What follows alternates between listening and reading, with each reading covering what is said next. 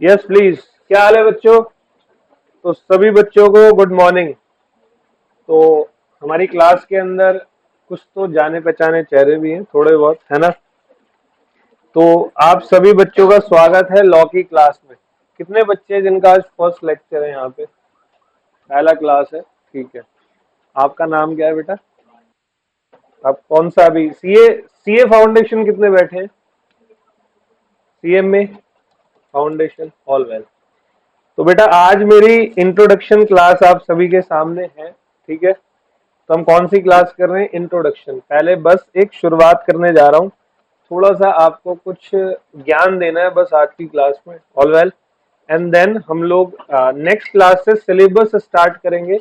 लेकिन आज की डेट में आपको ये बताना जो है वो इम्पोर्टेंट है कि जिस सब्जेक्ट को आप पढ़ने यहाँ पर आए हो, मतलब लॉ को, तो वो एक्चुअली में होता क्या है और किस तरीके से आपको लॉ को जो है वो समझना है। बहुत ध्यान से समझिएगा बेटा। मेरे यहाँ पर जितने बच्चे यहाँ पर बैठे हुए हैं, आप सभी बच्चे पढ़ने आए हो कौन सा law? Business laws, all well. क्या आप सबको पता है लॉ के बारे में? कितने बच्चे यहाँ पर हैं जो लॉ के बारे में थोड़ा बहुत कुछ जानते हैं? यस बॉस, सर क्लास ली हुई है तो बता देंगे। नॉर्मली बेटा क्या होता है लॉ का मतलब? कोई भी रूल्स रेगुलेशंस, ठीक है, ताकि वो जानवरों को इंसान बना सके, है ना? नहीं तो हम लोग क्या बन जाएंगे? जानवर बन जाएंगे। बहुत ध्यान से सुनना, बहुत ध्यान से सुनना, सबके सब बच्चे। बेटा आप सभी लोग यहाँ पर बैठे हुए हो, आप सभी ने अपना 11th क्लास और 12th क्लास, ठीक है, उसमें और 12th क्लास तक पहले से भी कई सारे कॉमन चीजें जो है वो पढ़कर आए हो, जो यहाँ फाउंडेशन में भी पढ़ोगे। जैसे मैथ्स बचपन में पढ़ी होगी, अभी भी पढ़ रहे हो। मैथ्स के अलावा अकाउंट्स 11 12 पढ़कर आए हो, इकोनॉमिक्स 11 12 पढ़कर आए हो। आपके चार जो सब्जेक्ट है ना, उन चार सब्जेक्ट में अकेला सिंगल ये वाला सब्जेक्ट है लॉ का, जिसको स्टूडेंट्स को पहले से नहीं पढ़ाया गया है, वो फर्स्ट टाइम पढ़ रहे हैं यहाँ पर। तो स्टूडेंट जब आता है क्लास के अंदर तो उसके पास बहुत सारे जो है वो सवाल रहते हैं। देखो नॉर्मली अगर वन वर्ड के मुताबिक, एक शब्द के मुताबिक अगर आप बात करते हो तो आपको पता होता है कि लॉ का मतलब क्या होता है जनरली। किसी बच्चे से पूछेंगे तो बताएगा भाई रूल्स रेगुलेशंस, है ना? लेकिन थोड़ा सा और इसको इन डेप्थ हम लोगों को पढ़ना है। बस एक इंट्रोडक्शन क्लास है आज की, ठीक है, जिसमें आगे पूरा सिलेबस आप कैसे पढ़ोगे ये आज अंडरस्टैंड करके ही आगे पहुंचोगे। नहीं तो आपको आगे की लॉ पढ़ तो लोगे, समझ में भी आ जाएगी, लेकिन एक कॉन्फिडेंस नहीं रहेगा जब तक आप आज की क्लास नहीं लोगे। एक सबसे पहला क्वेश्चन किसी भी स्टूडेंट का हमेशा उसकी लाइफ में ये आता है कि sir what is the meaning of law, पहली क्लास में। तो इसका बहुत सिंपल सा आंसर है, इट मींस रूल्स और regulations which are made to control the behaviour of civilised person into civilised society. Society में रहने वाले लोगों के बिहेवियर को सही करने के लिए, सही रखने के लिए क्या बनाया गया है? लॉ बनाया गया, ऑल वेल। नहीं तो सोसाइटी के लोग जो है वो सारा आड़ा टेढ़ा उल्टा सीधा काम कर देंगे। जैसे कि अगर आप कभी रेड लाइट पर देखो, आप रेड लाइट पे देखना, ऑफिस जाने के लिए, क्लास जाने के लिए, स्कूल जाने के लिए, कोचिंग आने के लिए सबको जल्दी होती है या नहीं होती? बताओ। तुम चाहे घर पर कितना भी समय से उठ जाओ, तुम ऐसा लेट होते हो कि तुम बस दौड़ लगाते हो कि बस पहुंच जाए जल्दी से। बोलो हाँ या ना?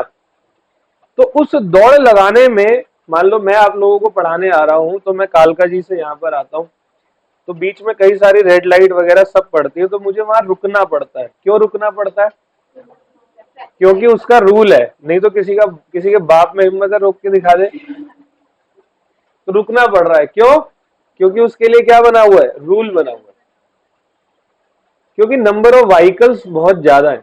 इसी पे मैं आपको एक एग्जांपल दे रहा हूं, नोट नहीं करना, सिंपल। जैसे कि क्या है, अगर मैं आज से 200 साल पुरानी बात करूं, कितने साल पुरानी? 200 ईयर्स बैक, क्या उस समय बहुत सारी गाड़ियां होती थी, कार्स, मोटर्स बहुत कम, मतलब ना के बराबर ही थी उस टाइम पर, तो बाद में आई थी। धीरे धीरे क्या हुआ, नंबर ऑफ कार्स जो है वो बढ़ने लगी, खासकर इंडिपेंडेंट के बाद, आजादी के बाद भारत में गाड़ियों की संख्या बढ़ने लगी। तो जब गाड़ियों की संख्या बढ़ने लगी तो क्या होता है कि अचानक से कोई बंदा गाड़ी नहीं लेता, वो तब लेता जब उसका पड़ोसी ले लेता है। बोला है ना, बोला हम कभी भी कोई काम तब करेंगे जब, जैसे हम, हमारा ग्रुप ऑफ फ्रेंड्स है, किसी पे मोबाइल नहीं है तो कोई भी मोबाइल नहीं लेगा, और जहां एक ने ले लिया वहां सब ले लेंगे। जहां एक ने आईफोन ले लिया फिर सब अपने माँ बाप के पीछे पड़ जाएंगे, हमें भी आईफोन, हमें भी आईफोन, है ना। तो भाई नंबर ऑफ गाड़ियां जो है लोग एक दूसरे को देखकर खरीदने लगे। अब उस समय गाड़ियों के बहुत ज्यादा रूल्स रेगुलेशन नहीं हुआ करते थे, बहुत ज्यादा रूल्स नहीं हुआ करते थे। तो ऐसी सिचुएशन में नंबर ऑफ कार्स जब बढ़ी तो नंबर ऑफ एक्सीडेंट क्या होने लगे, बढ़ने लगे। रेड लाइट का कोई कॉन्सेप्ट नहीं था, कोई भी जिसको पहले जाना है वो बस गियर मारता था, किसी को भी उड़ा के चले जाते थे, पता भी नहीं लगता था किसने उड़ाया।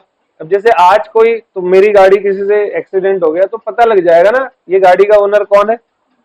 वैसे मैंने अपनी बीवी के नाम पे ले रखी है, ठीक है, तो पता तो लग ही जाएगा कि गाड़ी का ओनर कौन है। तो पहले ऐसा कुछ भी नहीं होता था। इसीलिए 1988 में एक कानून बना, कानून का नाम क्या है, मोटर व्हीकल एक्ट। कब बना, 1988। आ रहा है कुछ समझ में, मोटर व्हीकल एक्ट 1988। इसी तरीके से भारत के अंदर हम ह्यूमंस के लिए, हम इंसानों के लिए हर जगह पर हर तरीके से जो है वो रूल्स बनाए गए हैं ताकि हम सोसाइटी में जो है वो अच्छे तरीके से रह सके। आपको रेड लाइट पर रुकना पड़ेगा, जैसे पोल्यूशन आप करते हो, पोल्यूशन कंट्रोल के कानून बनाए हुए हैं, ठीक है।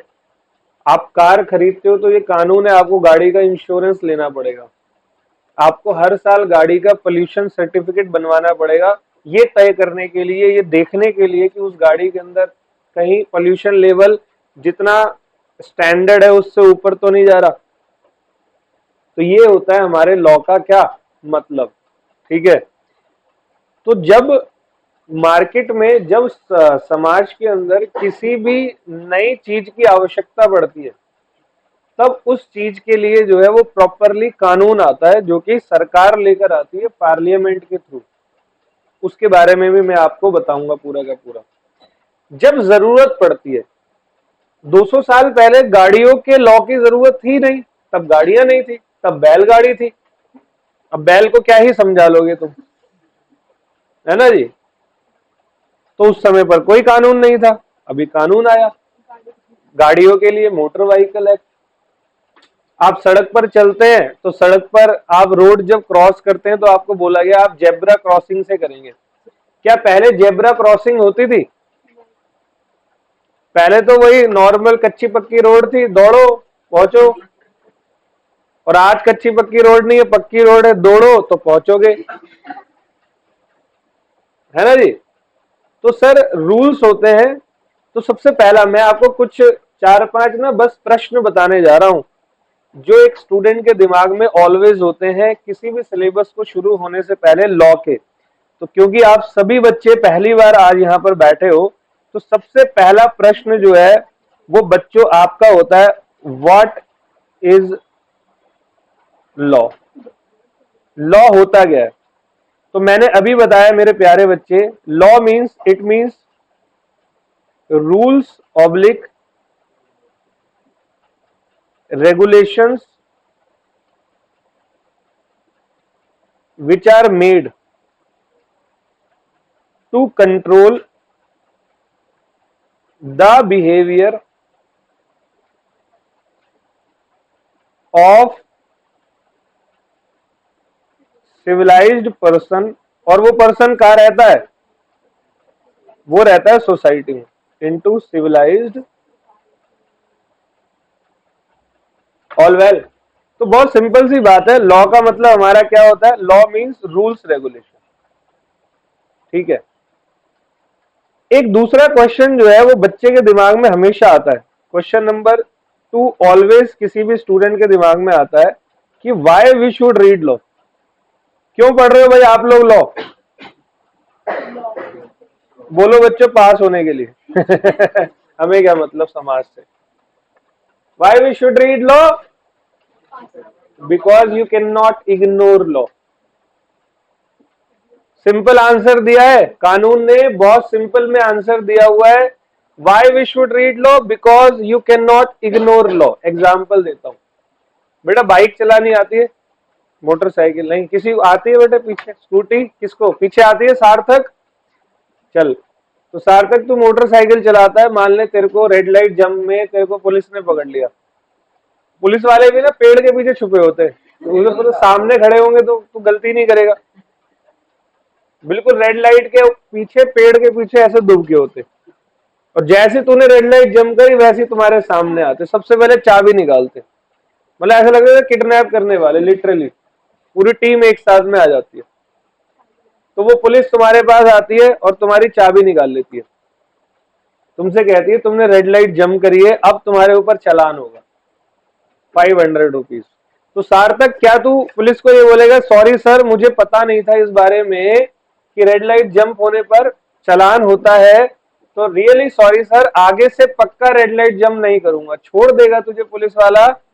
चल वहां कोई बात नहीं, तू 2-4 बार रो गया, कोई बात नहीं, बच्चों जैसी तूने शक्ल बना ली, तुझे छोड़ भी दिया। लेकिन मैं एक एग्जांपल देता हूं, तूने एक मर्डर कर दिया और पुलिस आई, पुलिस कह रही चलो भाई चलो जेल चलो, तूने जेल जाना होता है? अच्छा मर्डर में जेल? अरे पहले बताते ना, नहीं मारता, आगे से नहीं मारूंगा, चलो निकलो चलो यहाँ से। बताना चाहिए आप लोगों को, बोर्ड बोर्ड लगाओ कहीं बाहर, नो स्मोकिंग के इतने लगा रखे, नो मर्डर के भी लगाओ भाई, कि पता क्या चलेगा हमें नहीं मारना होता किसी को। अब आप खुद सोचो, पुलिस का माथा नहीं चकराएगा, ये तो बहुत बड़ा पागल है साला। क्योंकि आपको पुलिस छोड़ देगी क्या? आपको कोर्ट छोड़ देगा? Ignorance of law is no excuse, you can not excuse that कि आपको नॉलेज ही नहीं था लॉ का। तो बहुत सिंपल आंसर है, why we should read law. कहीं पर भी अगर ये क्वेश्चन आता है, बिकॉज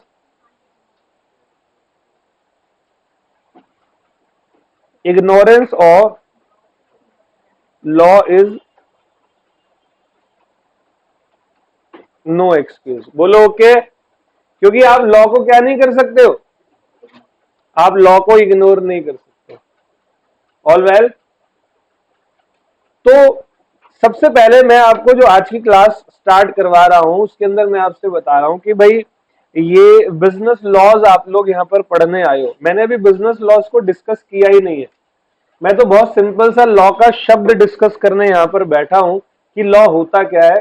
तो आपने भी बहुत सिंपली मुझे आंसर दिया कि इट मींस रूल्स और रेगुलेशन, बस आप यहीं पर आकर रुक गए। फिर मैंने वैल्यू एडिशन किया इसके अंदर कि ऐसे रूल्स रेगुलेशन जो कि बनाए गए हैं सोसाइटी में रहने वाले जितने भी लोग हैं उनके बिहेवियर को कंट्रोल करने के लिए। तो क्यों आपको ये लॉ पढ़ना होता है? क्योंकि आप इसको इग्नोर नहीं कर सकते। It means it is compulsory for all of the citizens of India to read the law, subject to कि वो बंदा मेजर हो, माइनर ना हो। छोटे बच्चे को माफी है, छोटा बच्चा अभी तो पहले बिस्किट चॉकलेट ही मांग ले, लॉ क्या ही मांगेगा वो अभी, है ना जी। तो 2 पॉइंट अब आपके हो गए। अब सुनो जी तीसरा पॉइंट, लॉ के अंदर एक बहुत इंपॉर्टेंट पॉइंट ये होता है कि सर लॉ कितने टाइप्स के होते हैं। तीसरा पॉइंट क्या होता है? सर लॉ हमारे कितने टाइप्स के होते हैं। देखो बच्चों, सीए फाउंडेशन और सीएमए फाउंडेशन दोनों दोनों बच्चों का एक इंट्रोडक्शन सिलेबस है। बिजनेस लॉ का जो सिलेबस है उसमें एक चैप्टर है इंट्रोडक्शन वाला, जैसे सीए फाउंडेशन में आईआरएफ बोलते हैं, इंडियन रेगुलेटरी फ्रेमवर्क, ठीक है। सीएमए फाउंडेशन का भी इंट्रोडक्टरी चैप्टर है, उसके अंदर टाइप्स ऑफ लॉ बता रखा है। आज मैं वो नहीं पढ़ा रहा हूं, आज मैं कोई चैप्टर पढ़ा ही नहीं रहा हूं आपसे, लेकिन उसमें से उसी टाइप्स ऑफ लॉ में से मैं 2 टाइप के लॉ आपको बता रहा हूं। आईआरएफ के पॉइंट ऑफ व्यू से तो 4 टाइप के लॉ पढ़ाऊंगा, लेकिन फिलहाल आज की क्लास और आगे वाले सिलेबस को अंडरस्टैंड करने के लिए आपको यह समझना है जो लॉ होते हैं वो लॉ 2 टाइप के होते हैं। कितने टाइप के होते हैं मेरे बच्चे? लॉ मेरे 2 टाइप के हैं। एक को आप बोलोगे सिविल लॉ,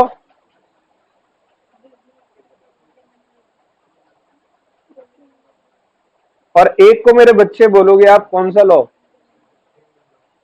क्रिमिनल लॉ। तो जरा ध्यान से समझ लो, एक होता है सिविल लॉज और एक होता है क्रिमिनल लॉज। ऑल वेल, तो ये सिविल लॉज क्या होते हैं? सिविल लॉ मतलब ऐसे लॉज जो कि बिजनेस रिलेटेड लॉज है, मतलब ऐसे लॉज जो कि एप्लीकेबल उन जगहों पर होते हैं जहां पर लोग आपस में बिजनेस ट्रांजेक्शन्स करते हैं। एग्जाम्पल देता हूं, अभी रिसेंट में आपके घर में कोई टीवी, पंखा, एसी, फ्रिज, स्कूटी या कोई भी चीज परचेज की गई है? कोई बच्चा है जिसके घर में बेटा ली गई है कोई चीज? साइकिल परचेज की थी तूने, ठीक है। तो तूने अगर साइकिल परचेज की है तो बहुत सिंपल सी बात है, तूने उसको पेमेंट दी साइकिल की, ठीक है।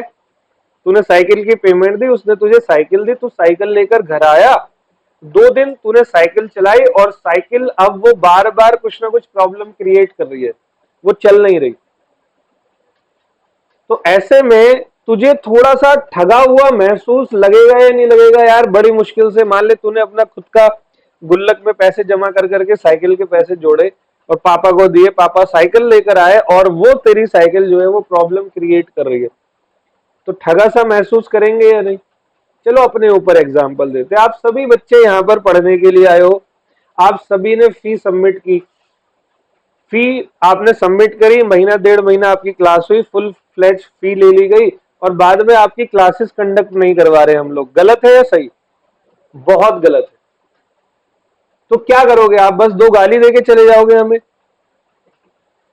क्या आपके पास कोई और अधिकार नहीं है? तो भाई इसी सिविल लॉ ने आपको कुछ अधिकार दे रखे हैं, कुछ रूल्स बने हुए हैं जिनके थ्रू आप लोग कोर्ट ऑफ लॉ में जाकर मदद मांग सकते हो कि सर हमारे 30,000 रुपए, 40,000 रुपए, 20,000 रुपए ले लिए गए हैं, हमसे प्रॉमिस किया था ये लोग हमारा सिलेबस कंप्लीट करवाएंगे, लेकिन इन्होंने तो बीच में ही 1 महीना, सवा महीने पढ़ाकर छोड़ दिया। तो कृपया करके आप देखिए हमारे सामने एग्जाम्स हैं, एक हमारा फाइनेंशियली लॉस हुआ, एक हमारा करियर पॉइंट ऑफ व्यू से लॉस हुआ, एक हमारा डिप्रेसिंग मोमेंट आ गया, तो प्लीज आप लोग हमारी हेल्प करें। अब कोर्ट हम लोगों को सजा देगा, तो कोर्ट किस बेसिस पर सजा देगा? खुद के पर्सनल गुस्से पर या लॉ में जो लिखा हुआ है? तो लॉ कहीं ना कहीं बना होगा। तो मेरे प्यारे बच्चे, लॉ 2 टाइप के बताए गए हैं, एक को सिविल लॉ बताया गया है, एक को क्रिमिनल लॉ बताया गया है। सिविल लॉ जो होता है वो ऐसा लॉ होता है जो ओनली ये बिजनेस रिलेटेड होता है। कौन सा रिलेटेड बच्चे? या आप इस लॉ में ऐसा बोल सकते हो ये मनी ओनली की बात करता है, ठीक है। या इसको मेरी लैंग्वेज में आप ऐसा भी बोल सकते हो ये सीरियस नेचर का नहीं होता, नॉट सीरियस इन नेचर, मतलब ये बहुत ज्यादा सीरियस नेचर का लॉ नहीं होता। आया कुछ समझ में? एग्जाम्पल दे रहा हूं, आपका कोई गुड्स किसी बायर ने जो है सेलर ने जो है वो गुड्स में कोई प्रॉब्लम क्रिएट कर दी है, तो आप उससे आपकी लाइफ पर कोई इफेक्ट नहीं पड़ा, आपके काम धंधे पे इफेक्ट नहीं पड़ा। हाँ आपको दिक्कत तो हुई है ना, पैसा खराब हुआ है, तो आप कोर्ट में जाकर क्या कर सकते हो? उसके खिलाफ लीगल एक्शन ले सकते हो। तो फिर सिविल लॉज जितने भी भारत में बने हुए हैं उसके कई सारे मैं आपको एग्जांपल्स दे रहा हूं, एक एक करके सुनना ध्यान से।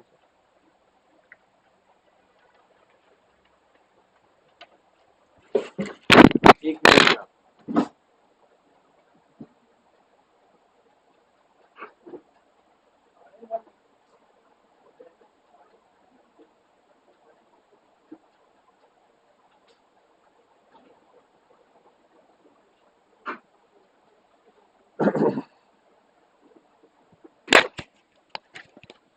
Yes please. तो मैं आपसे क्या कह रहा हूं, सिविल लॉज जो है वो बहुत ज्यादा सीरियस नेचर के नहीं होते। जैसे कि अगर आप सिविल लॉ के एग्जाम्पल लेंगे तो बेटा एक एग्जाम्पल है सिविल लॉ का इंडियन कॉन्ट्रैक्ट एक्ट। कौन सा एग्जाम्पल है? Indian contract act 1872। कब आया था ये कानून? 1872 में, जिसमें ये बताया गया कि जब दो पार्टी आपस में कोई कॉन्ट्रैक्ट करती है, जब दो पार्टी आपस में कोई कॉन्ट्रैक्ट करती है और उसमें से किसी एक पार्टी ने दूसरी पार्टी को कोई फ्रॉड किया, कोई गड़बड़ करी, तो ऐसे में जिसके साथ में फ्रॉड हुआ है, गड़बड़ हुई है, वो कोर्ट ऑफ लॉ में जा सकता है और इस एक्ट के बेसिस पर वो सामने वाली पार्टी पर लीगल एक्शन ले सकता है। बोलो ओके। आप दूसरा इसका एग्जांपल ले सकते हो सेल्स ऑफ गुड्स एक्ट, जो कि आया है 1930 में। सबसे पहले मैं आपका यही चैप्टर शुरू करवाऊंगा। ये देखिए यहां पर, ये आपका properly as per institute of chartered accountant of India और सीएमए वाले बच्चों, तुम्हारे पॉइंट ऑफ व्यू से ये कंसीडर किए हुए नोट्स है। ये proper sales of goods act के नोट्स है, जिसको मैं यहां से करवाने वाला हूं। सबसे पहले आपको यही शुरू करवाएंगे। All well, all well. तो Indian contract act, sales of goods act, बेटा एक और एग्जांपल ले लो, कंपनीज एक्ट। कौन सा एक्ट? जो कि आया है 2013 के अंदर। भारत में जितनी भी कंपनीज है उन सारी की सारी कंपनीज के लिए रूल्स बनाए हुए हैं। नहीं तो अभी जैसे भी इससे पिछली आपकी क्लास चल रही थी तो मैं बाहर बैठा हुआ था, काम कर रहा था, थोड़ा सा सुन रहा था, तो सर ने माल्या के बारे में बताया। सर कह रहे थे कि क्या आप लोगों को पता था माल्या के दिमाग में क्या चल रहा है? विजय माल्या के, भाग गया वो। क्या लग रहा है वो जो भागा है वो वहां पर चैन से बैठा हुआ है? क्या लगता है आपको? उसकी जो वीडियो आती है कभी कभी, अभी एक पॉडकास्ट आया है, क्या वो चैन से बैठा हुआ है? भाई साहब बहुत डर में है। डर किसका? कानून का। सारे भारत के कानून जितने भी लगते हैं, इंक्लूडिंग क्रिमिनल लॉ, उसने क्रिमिनल एक्टिविटी भी की है, सब उसके पीछे पड़े हुए हैं। 9,000 करोड़ का उसने लोन लेकर घोटाला किया। तो ये सारे लॉज ही तो इन्हीं के बेसिस पर तो उनके ऊपर केस चल रहे हैं। बोलो ओके। तो ये सारे एग्जाम्पल्स हैं कौन से? सिविल लॉज के। तो मेरे बच्चे, आपका सिविल के अलावा दूसरा लॉ है, वो कौन सा लॉ है? Criminal law. बेटा इसका सबसे बेस्ट मैं आपको बताऊं, ये सीरियस नेचर का होता है। कौन से नेचर का? जैसे कि क्राइम होते हैं, मर्डर कर दिया किसी ने, कोई चोरी कर ली, तो आप सिंपल समझ लो ऐसी चीज जिससे आप सभी लोग बहुत ज्यादा डरोगे। हो सकता है आप किसी के 5-10 हजार लेके ज्यादा टेंशन ना लो, लेकिन आपने उसी 5-10 हजार को किसी के यहां से चोरी किया हुआ है और ऊपर सीसीटीवी लगे थे, वो बात आपको बाद में पता लगी। अब बताओ धक धक होगी या नहीं होगी? क्योंकि अब बात पुलिस, जेल, इन सब की आ जाएगी। बोलो हाँ या ना?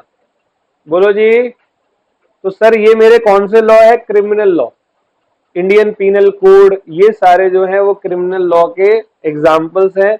आपके सिलेबस में ये क्रिमिनल लॉ आपको नहीं पढ़ना, आपको क्या पढ़ना है? सिविल लॉ का पार्ट है बिजनेस लॉ। ये जो बिजनेस लॉज है is the part of what? ये सिविल लॉ का पार्ट है। बोलो ओके है। तो आपको जितने भी लॉज पढ़ने हैं मेरे प्यारे बच्चे, वो सारे के सारे लॉज सिर्फ मनी रिलेटेड होने वाले हैं आपके सिलेबस के लिए। सीरियस नेचर के नहीं है, लेकिन किसी पार्टी का नुकसान हुआ है तो जिस पार्टी का नुकसान हुआ है वो पार्टी जो है वो लीगल एक्शन लेगी इस लॉ के दम पर। वो पार्टी लीगल एक्शन लेगी इस लॉ के दम पर। तो इस लॉ को हम लोग अब एक एक करके जो है वो पढ़ना शुरू करेंगे। आज नहीं करेंगे, पहले कुछ बातें बता रहा हूं। सबसे पहले मैंने आपको लॉ का मतलब बताया। बोलो ओके। क्या होता है? Rules regulations which are made to control the behaviour of civilised person into civilised society. Why we should read law? Because you cannot ignore law. And there are two types of law. One is, another one is criminal law. Civil law बात करता है business related, money only, serious nature का नहीं होता। Indian contract act, sales of goods act, companies act 2013, ये सारे example civil laws के हैं। और क्रिमिनल लॉ सीरियस नेचर का होता है, आईपीसी वगैरह इसके मेन एग्जाम्पल्स है। ऑल वेल, तो 3 बात है आपका ओके। अब एक बहुत इंपॉर्टेंट बात, number 4,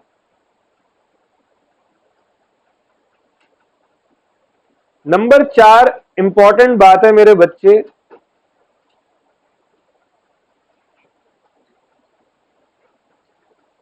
law making process. Law बनता कैसे, कैसे बनता है लॉ? पार्लियामेंट में घूंघट, बहुमत से।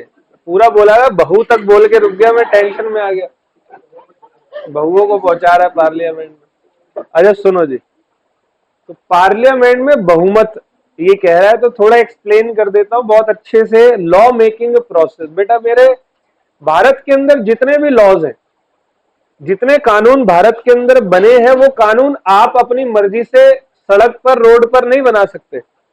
ये गाड़ी हटा, क्यों? मैं कह रहा हूं। तो तू कौन है भाई? तेरे कहने से कोई भी कानून नहीं बनता। तो कानून कैसे बनेगा? तो लॉ मेकिंग प्रोसेस मैं आपको बताने जा रहा हूं, बहुत अच्छे से समझना मेरे प्यारे बच्चे। भारत के अंदर जब भी आपको लगता है कि किसी नए कानून की आवश्यकता है, समय समय पर हमेशा फील होता रहता है नए कानून की आवश्यकता है। कोविड के टाइम पर आपका सिटीजनशिप अमेंडमेंट एक्ट आया था, है ना, सीएए एनआरसी सुना है आपने। फिर उसके बाद किसान बिल, फिर उसके बाद अभी वक्फ अमेंडमेंट बिल आया, और इसके अलावा और भी बहुत सारे कानून जो है वो धीरे धीरे जब जब लगता है कि भाई अब इस टॉपिक पर नए कानून की आवश्यकता है, जैसे 1988 में मोटर व्हीकल एक्ट आया। हालांकि उससे पहले भी गाड़ियों के लिए कानून था, बट मेन अच्छा कानून जो है वो मोटर व्हीकल एक्ट 1988 में बनाया गया। तो जब भी फील होता है कि भाई अब समाज में, सोसाइटी को इसके लिए एक ठोस कानून होना चाहिए, तो उस कानून को बनाने का प्रोसेस बिल्कुल ऐसा ही होता है। तो आप बेटा मेरे एग्जाम में जो भी चीजें आप लोग लिख कर आओगे, जो आपका एग्जामिनर चेक करेगा, वो सिर्फ वो 3 घंटे की मेहनत होती है या उससे पहले के 5-6 महीने की पढ़ाई? तो वो 5-6 महीने की पढ़ाई आप किसी नोट्स कोई कहीं ना कहीं रजिस्टर में मेंटेन करते हो, नहीं करते? तो ऐसे ही मेरे बच्चे, जब भी कोई बिल भारत के अंदर आता है, जब भी कोई कानून भारत के अंदर आता है, तो उस कानून को इस लैंग्वेज में समझना है जो मैं आप लोगों को बोल रहा हूं। उस कानून को सबसे पहले किसी जगह पर सारे पढ़े लिखे लोग, कानून बनाने के लिए एक टीम होती है, ऐसे थोड़ी कानून बन जाएगा। बड़े बड़े समझदार लोगों की टीम होगी, चार्टर्ड अकाउंटेंट्स होंगे, कॉस्ट अकाउंटेंट्स होंगे, इन सब लोगों की कानून बनाने के लिए क्या होगी? टीम होगी। और ये जितने भी लोग हैं ये सब बैठेंगे और चर्चा करेंगे। जैसे एग्जांपल मैं दे रहा हूं, जब आया था ये वाला कानून, कौन सा? मोटर व्हीकल एक्ट 1988 जब आया था, तो इसको बनाने के लिए जो भी टीम बैठी होगी, उस टीम ने पहले चर्चा करी होगी या नहीं? हो सकता है इस एक्ट को बनाने से पहले एक पूरी की पूरी टीम पूरे विश्व में भेजी गई होगी, ये चेक करने के लिए कि जाओ देखो यूनाइटेड स्टेट्स में गाड़ियों का क्या कानून है, स्पेन में क्या कानून है, लंदन में क्या कानून है।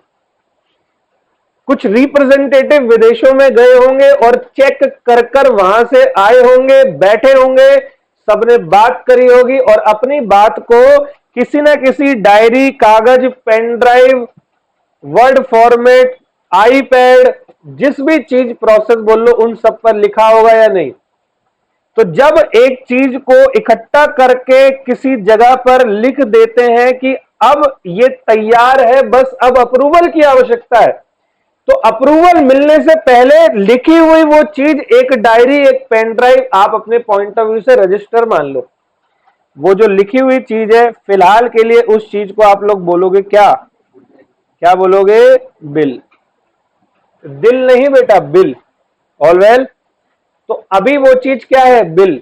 तो आपने सुना होगा सर किसान बिल पेश हो गया है, सुना? किसान बिल। सर CAA बिल या वक्फ अमेंडमेंट बिल, बिल नाम आ जाए तो समझ लो अभी वो प्रोसेस में, अभी उसको क्या बनाना है, एक्ट बनाना है, मतलब कानून बनाना है। आप देख रहे हो ऊपर सारे एग्जाम्पल्स के एंड में मैंने क्या लिखा हुआ है, एक्ट, एक्ट, एक्ट। एक्ट मतलब लॉ, लॉ मीन्स कानून। ऑल वेल, तो भाई ये एक्ट आपको बनाना है। मेरे बच्चे ध्यान से सुनेंगे। तो सबसे पहले वो बिल जो है वो प्रेजेंट किया जाता है कहां पर,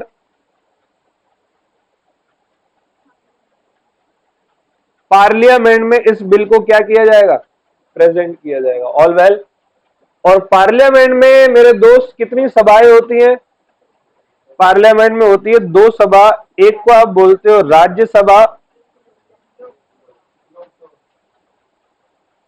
और एक को आप कहते हो लोकसभा। तो लोकसभा और राज्यसभा में बैठे हुए मेंबर ऑफ पार्लियामेंट जो है उस बिल पर अपनी सहमति देंगे।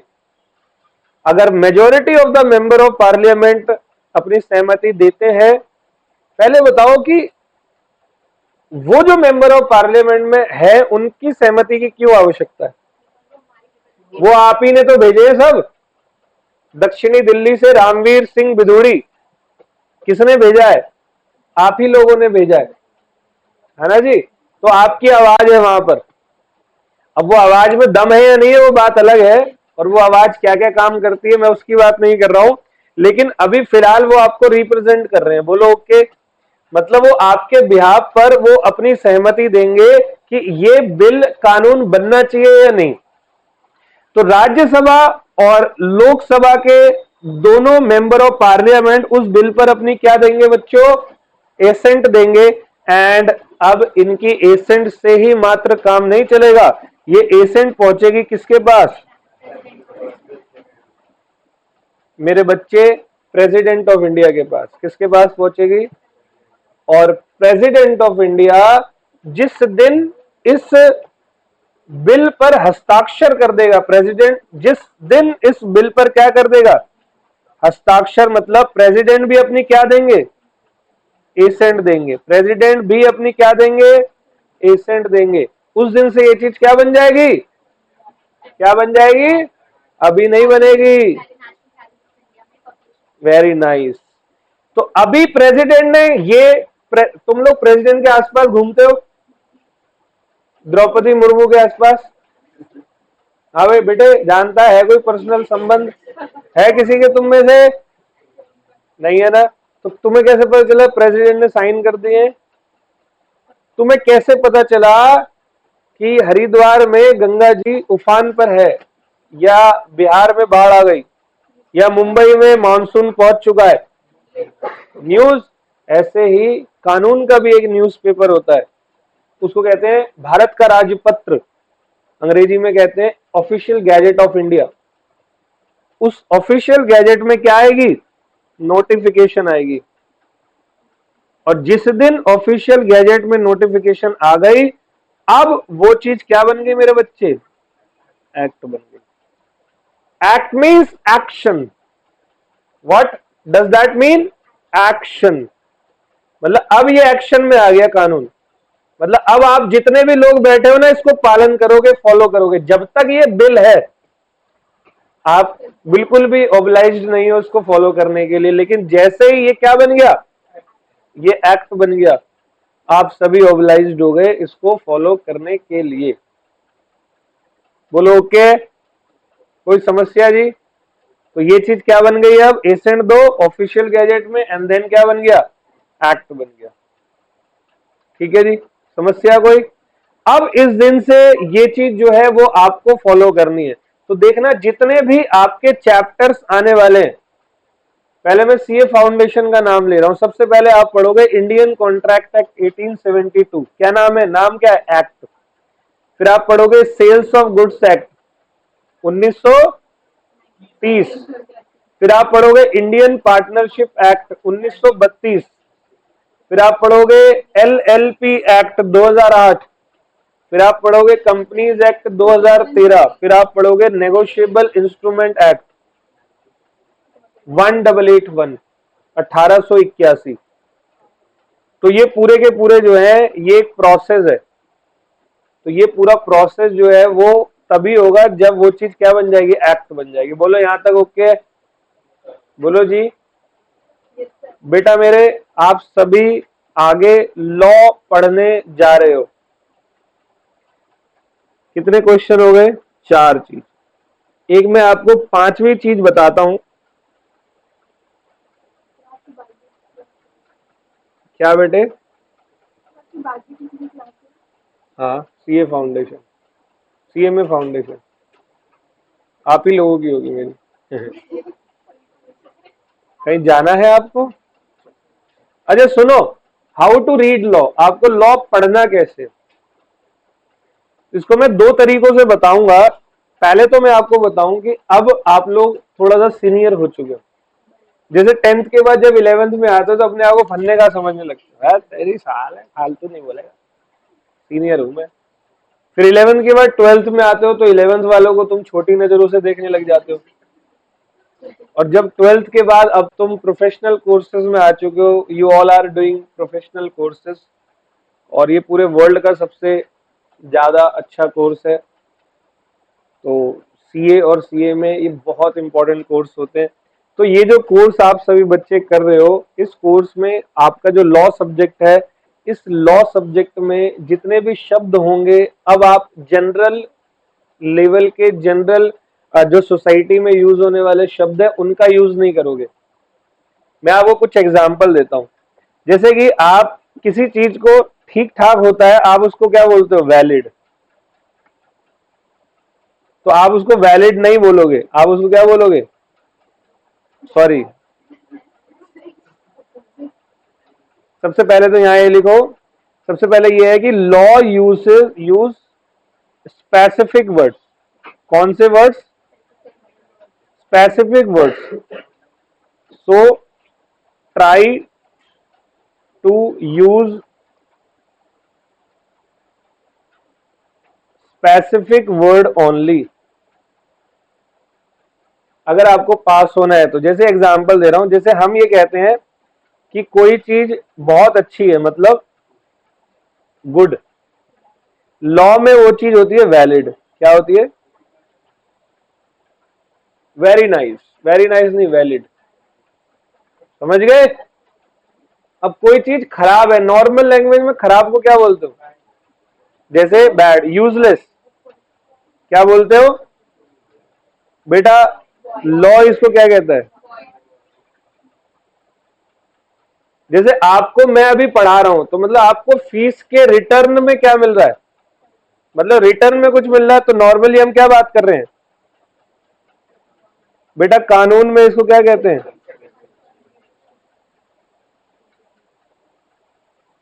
All well. आप आपस में कोई प्रॉमिस कर रहे हो, नॉर्मली करते हैं ना, ठीक है, मैं वादा करता हूं तेरे पास फ्रिज पहुंचा दूंगा, मैं प्रॉमिस कर रहा हूं।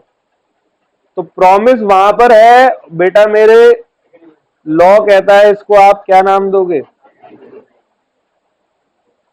तो लॉ ऑलवेज यूज करता है स्पेसिफिक वर्ड्स। तो आज के बाद आप सभी को स्पेसिफिक वर्ड्स के अंदर ही बात करनी है। तो सर आपको तो आती नहीं है, ये आपके सबकॉन्शियस माइंड में ये वर्ड्स तो है ही नहीं। तो आप यहां किस लिए बैठे हो? आप उसी क्लास के लिए बैठे हो, उसी चीज को सीखने के लिए बैठे हो। तो आप सभी बच्चों यहां पर इसी वजह से आए हो ताकि आप लॉ के उन सारे शब्दों को समझ पाओ। तो हर क्लास को बहुत कंसिस्टेंसी के साथ आप रेगुलरिज्म में अगर लाओगे, आप देखना धीरे धीरे एक समय पर लॉ आपका सबसे अच्छा सब्जेक्ट हो जाएगा। इस बात की तो मैं श्योरिटी लेता हूं कि लॉ आपका आउट ऑफ 4 सब्जेक्ट आप बोलोगे भाई लॉ मेरा सबसे अच्छा सब्जेक्ट है। मैं बाकी सब्जेक्टों को ऐसा नहीं कह रहा वो कम है, मतलब आपको एक अच्छा कॉन्फिडेंस, एक पॉजिटिव बूस्ट मिलेगा। लेकिन आप सभी ध्यान से सुनना, अगर आपने स्पेसिफिक वर्ड्स का यूज नहीं किया जो कि आगे आप सीखने वाले हो, तब आपको यही सब्जेक्ट जो है वो दिक्कत देने लग जाएगा। समझ गए? मैं स्पेसिफिकली ये लाइन सीए फाउंडेशन के लिए बोल रहा हूं। सीए फाउंडेशन वाले बेटा सबसे ज्यादा बच्चे जो फेल होते हैं वो लॉ के अंदर फेल होते हैं सीए फाउंडेशन में।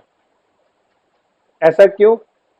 क्योंकि उनको लॉ के वर्ड्स का यूज करना नहीं आता, वो टेक्निकल वर्ड्स यूज नहीं कर पाते। राइटिंग में एग्जाम होता है, सब्जेक्टिव पेपर होता है, और जब बात सब्जेक्टिव पेपर में लिखने की आती है तो वहीं वो चूक जाता है। तो आप सभी को specific words and daily writing practice करनी है, एटलीस्ट 3 क्वेश्चन डेली। मैं आपको क्वेश्चंस प्रोवाइड कर रहा हूं नोट्स के साथ में ही, आपको मिलते जाएंगे। आपको डेली प्रैक्टिस अपनी करनी है, एटलीस्ट 3 क्वेश्चंस डेली। आप देखना इतना बढ़िया लेवल का लॉ करोगे। ऑल वेल, तो चलो जी, अब एक बात है, हाउ टू रीड लॉ। ये मैंने आपको पढ़ाया, इसी के अंदर एक क्वेश्चन और एक बच्चे के दिमाग में आता है, sir how to read sections. क्या आता है? How to read sections. अब जरा ध्यान से सुनते जाना, सभी बच्चे सुनना। जैसे कि मैं आपको ये नोट्स दिखा रहा हूं, ये नोट्स आपको दिख रहे हैं स्क्रीन पर, दिख रहे हैं? जैसे कि यहां पर फ्यूचर गुड्स में एक ये है सेक्शन 2 ब्रैकेट में, है या नहीं? अब इसको आम बंदा, आम बच्चा जो अभी तक नहीं जानता हाउ टू रीड सेक्शंस, वो इसको ऐसे ही पढ़ेगा। जैसे मैं भी जब फर्स्ट टाइमर था लॉ में, एज स्टूडेंट मैं गया तो मेरा सेक्शन 2 ब्रैकेट 6, यही है ना भाई, आम जिंदगी तो यही है। लेकिन हमें लॉ में आम जिंदगी की जरूरत नहीं है, मेंटोस जिंदगी। और आपकी पढ़ाई भी मेंटोस होनी चाहिए, दिमाग की बत्ती जला दे। बोलो आया ना? 20% रिजल्ट आता है, कभी कभी 25, 24, 18 खेलते रहते हैं। बस 2-3 अटेम्प्ट पहले एक बार 29.99 दे दिया था, मैं बड़ा खुश हो गया, मतलब क्या हो गया आईसीआई को।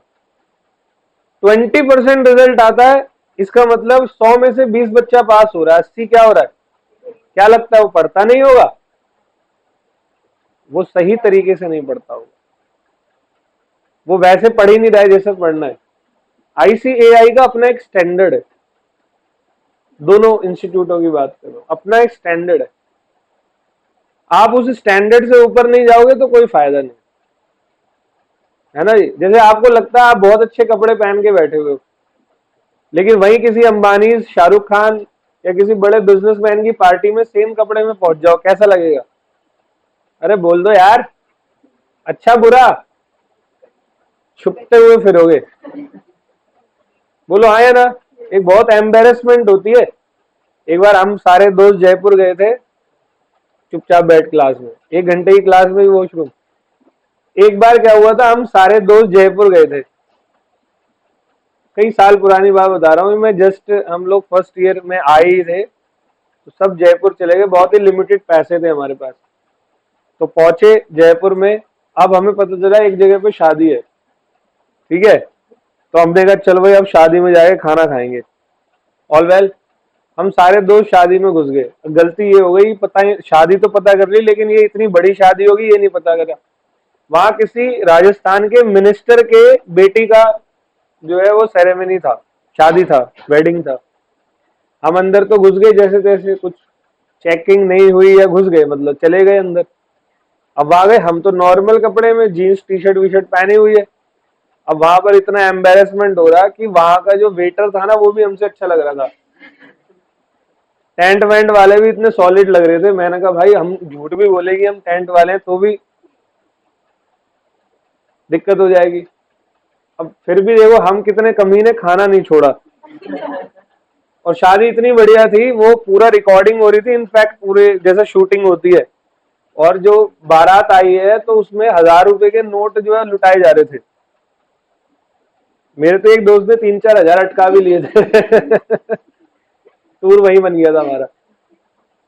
जब हम खा रहे थे तो पीछे से एक बंदा आया हमें बताने के लिए, कान में बोल गया, कह रहा बहुत ज्यादा मार पड़ेगी, जल्दी निकल जाओ। सही है, तो हम निकल गए वहां से, लेकिन खा पी के निकले, और बकायदा जाते वक्त पान खा के निकले। मगर आप क्या ही मारोगे, साले गेट तक तो आ गए, ठीक है। लेकिन एम्बेरसमेंट बहुत फील हो रहा था। बहुत ज्यादा नहीं हुआ, स्टूडेंट को इतना नहीं होता, लेकिन फॉर द टाइम बिंग बात बता रहा हूं मैं। जब दो चार लोगों को देखा यार, अबे यार गड़बड़ हो गई, गलती आ गई, छोटी शादी में जाना चाहिए था, है ना। आईसीएआई का यही, आईसीआई का अपना एक स्टैंडर्ड है, आप सभी को उस स्टैंडर्ड के अकॉर्डिंगली काम करना पड़ेगा। इसीलिए 80 बच्चा फेल हो रहा है, 20 पास हो रहा है। तो पास होने के लिए जितनी चीजें क्लास में बताई जाएगी वो सारी चीजें फॉलो करना, पास छोड़ो अच्छे नंबर आएंगे। लेकिन सब बच्चे फॉलो नहीं करते, ये भी एक बहुत बड़ी समस्या, ठीक है। बट मैं आप सभी से एक्सपेक्ट कर रहा हूं, तो ठीक है मैं आपको बताता हूं अब इसको कैसे पढ़े, ठीक है। तो बेटा मेरे लॉ में सेक्शंस बड़े इंपॉर्टेंट होते हैं, ये कैसे पढ़ा जाता है। लॉ में 4 चीजें होती हैं, आपके फाउंडेशन लेवल पे समझने के लिए बता रहा हूं, अगर आप थोड़ा और आगे इंटरमीडिएट पे जाओगे तो और भी कुछ वैल्यू एडिशन होते हैं। एक होता है बेटा मेरा सेक्शन,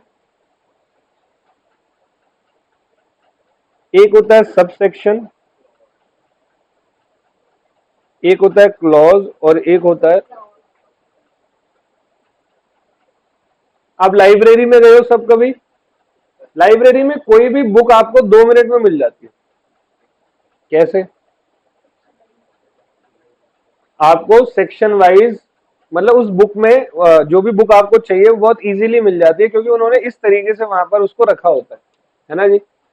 बोलो हाँ या ना। अब जैसे चेन्नई से कोई बच्चा, कोई बंदा दिल्ली आ रहा है दीपक पाठक के पास, और उसको चेन्नई में बस ये बताया गया है कि दिल्ली जाके दीपक से मिल लेना। अब तुम दीपक को ढूंढोगे कैसे, चेन्नई से दिल्ली स्टेशन उतरकर दीपक दीपक चिल्लाओगे, तुम कहीं दीपक चिल्लाओ देखना 40 आदमी आ जाएंगे, छोटी सी जगह पे, बड़ी जगह पे तो 400 आ जाएंगे, मेरा नाम दीपक पाठक है, ठीक है। जो बच्चे हैं एक दो को पता नहीं होगा, तो मेरा इतना कॉमन नाम है। अब वो मेरे से ढूंढने आया, रेलवे स्टेशन पे उतर गया, भाई ये दीपक कहाँ मिलेगा, वो कह रहा मैं ही दीपक को बता, इतना कॉमन नाम। तो क्या इजी होगा दीपक पाठक को ढूंढना, लेकिन वहीं उस बंदे को पता होता कालका ji B block first floor flat number 222, मेरा एड्रेस नहीं है, पहुंच मत जाना, ऐसे बोल रहा हूँ, एग्जाम्पल दे रहा हूँ। तो बहुत इजीली पहुंचता नहीं पहुंचता। ऐसी लॉ में जब आपको कोई चीज ढूंढनी हो और आपको उसके सेक्शन मतलब जैसे वही मान लो Delhi, subsection Kalkaji, clause B block flat number 222 sub clause, बोलो इजी हो गया नहीं हो गया। तो ये लॉ को ढूंढने का एड्रेस होता है, सेक्शन सबसेक्शन क्लॉज और सब क्लॉज। अब ये लॉ में होते कैसे बेटा मेरे, सेक्शन आपको देख लेना कभी भी डिजिट मिलेंगे without bracket, digit without bracket. जैसे आप यहां देखो, अब आप इसको कैसे करोगे, ये आपका देखो डिजिट हो गया, लेकिन ये बिना ब्रैकेट के है या नहीं है, ये 2 सेक्शन 2, बोलो ओके। अब यहीं पर दूसरी साइड सब सेक्शन आपको हमेशा मिलेंगे डिजिट,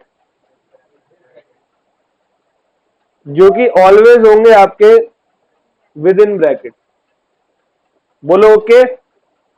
बेटा क्लॉज जो मेरा होता है वो क्लॉज आपको हमेशा मिलेगा स्मॉल अल्फाबेट,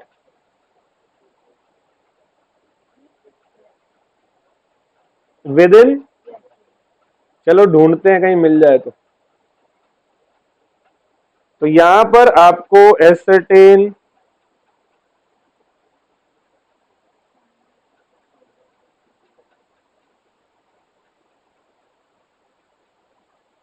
कहीं ना कहीं मिलेगा, नहीं मिला तो मैं आपको एग्जांपल दूंगा, 2 9 सोगा में कम है।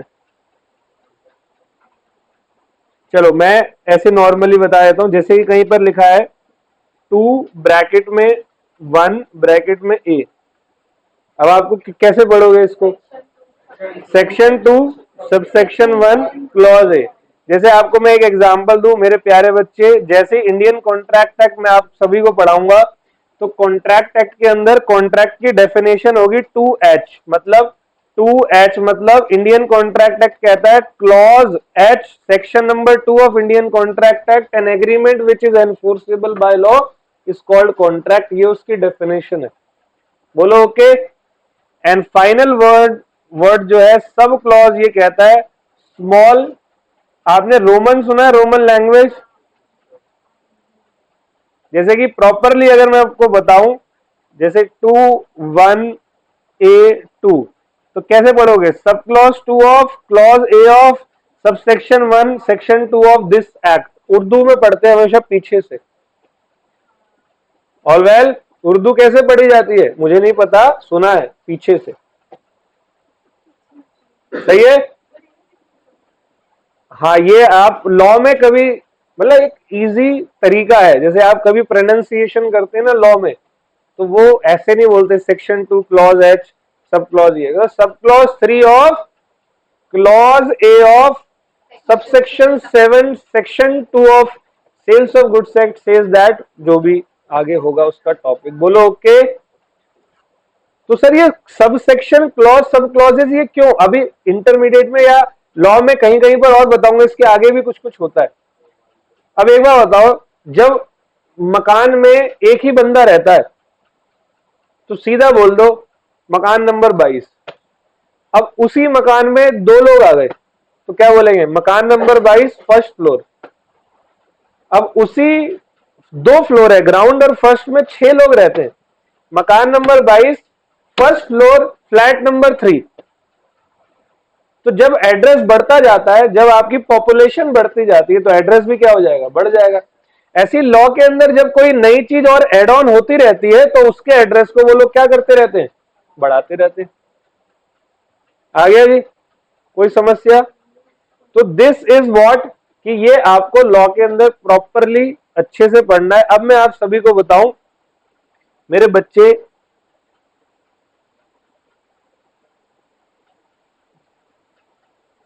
अब यहां पर बैठे हुए हैं दोनों स्टूडेंट, सीए फाउंडेशन भी है और सीएमए फाउंडेशन भी है, तो आप तब तक साथ होगे जब तक कॉमन हमारे चैप्टर्स चलते हैं। इसीलिए मैं सीएमए फाउंडेशन और सीए फाउंडेशन दोनों का सेल्स ऑफ गुड्स एक्ट पहले शुरू करवाऊंगा, फिर Indian contract act, negotiable instrument act, and उसके बाद सीए अलग हो जाएंगे, सीएमए वाले अलग हो जाएंगे। ठीक है, सभी सुनना, आप सबकी अप्रोच पढ़ाई की किस तरीके से होनी चाहिए। पहले सीए फाउंडेशन, तुम सभी को अपना writing practice daily at least 3 questions करने ही करने, और मैं सिखाऊंगा आपको कैसे राइट करना है। सीएमए वालों तुम्हारा ऑब्जेक्टिव पेपर है, तो आपको अपने एमसीक्यूज जो है वो कॉन्टिन्यूस में हर जैसी टॉपिक खत्म हो वैसे सॉल्व करना है। लॉ जो है ना वो बिल्कुल भी अकाउंट्स, इकोनॉमिक्स या मैथ्स की तरह नहीं है। लॉ में क्लियर होने का एक सिंपल सा लॉजिक, सिंपल सा फॉर्मूला है, और वो लॉजिक और फॉर्मूला है लगातार रिवीजन। लगातार क्या, रिवीजन। तो मैं आप सभी से एक्सपेक्ट कर रहा हूं कि आप सभी बच्चे बहुत अच्छे से उसको जो जो क्लास के अंदर बताया जाएगा वो करेंगे। और सबसे पहले मैं स्टार्ट करूंगा आप सभी का सेल्स ऑफ गुड्स एक्ट। आज शुरू नहीं करूंगा, आज सिर्फ एक इंट्रोडक्टरी क्लास थी, अगली क्लास में शुरू करूंगा। ऑल वेल, तो मैंने जो पढ़ाया उसको रिवाइज करवा रहा हूं। सबसे पहले मैंने कहा लॉ क्या होता है, आप सभी जान गए what is the meaning of law. It means rules regulations which are made to control the behaviour of civilised person into civilised society. क्यों पढ़ते हो आप लोग लॉ, इग्नोर ही नहीं कर सकते। 2 टाइप के लॉ है, सिविल और criminal law. Civil law serious nature का नहीं होता, क्रिमिनल लॉ आपका सीरियस नेचर का होता है। और फिर हमने बात करी कुछ एग्जांपल सिविल लॉ के, सेल्स ऑफ गुड्स एक्ट, अपना Indian contract act, companies act, ये सभी सिविल लॉ में बिजनेस लॉ सिविल लॉ का पार्ट होता है। ऑल वेल, फिर हमने नेक्स्ट मैंने आप लोगों को क्या पढ़ाया, अगला क्या पढ़ाया, मैंने आपको बताया कैसे आपको लॉ को रीड करना है। तो बेटा लॉ सिर्फ स्पेसिफिक वर्ड्स का यूज करता है, तो आप उन्हीं स्पेसिफिक वर्ड्स का यूज करेंगे। एंड सेक्शंस आपको किस तरीके से पढ़ने हैं, तो section, sub section, clause and sub clause के बारे में मैंने आपको डिटेल करवाई। ऑल वेल, तो ठीक है, फिर मिलते हैं आपसे, फ्रेश स्टार्ट करेंगे अगली क्लास से। थैंक यू सो मच बच्चों।